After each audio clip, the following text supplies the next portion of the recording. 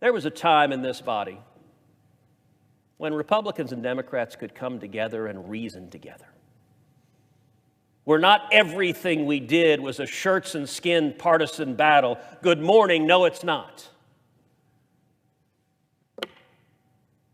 In less vituperative times, these shouldn't be difficult questions.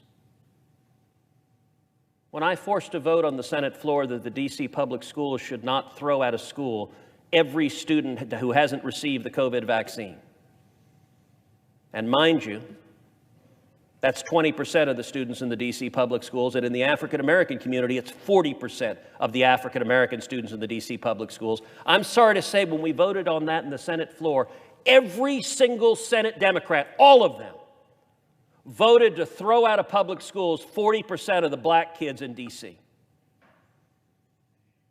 You're talking about a 13, 14, 15-year-old kid who Senate Democrats were willing to make a high school dropout involuntarily because that child or that child's parents made the decision not to receive the vaccine. In ordinary sane times, that should be a 100-0 vote.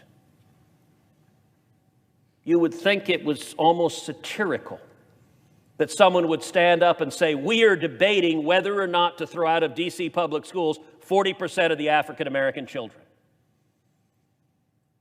If you and I go home and talk to our citizens at home, to a person, they would think that was nuts, unless they happen to work in this building. On the question of servicemen and women, we saw in the preceding year President Biden call to congratulate a Coast Guardsman who'd showed incredible heroism rescuing people at a time of natural disaster.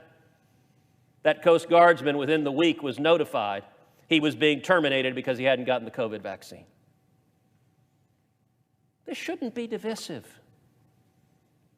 We want our soldiers and sailors and airmen and Marines and Coast Guardsmen to be ready, to be trained, to be serving.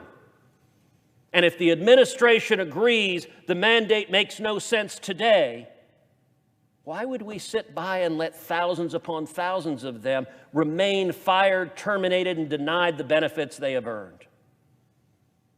So, Mr. President, I call upon this body. Let's have a return to sanity.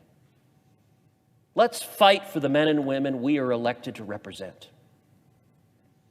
And I give you my word, I'm going to continue to fight against these mandates that are wrong, that are unjust, that are harmful. And I hope and pray this body can come together and embrace sanity once again.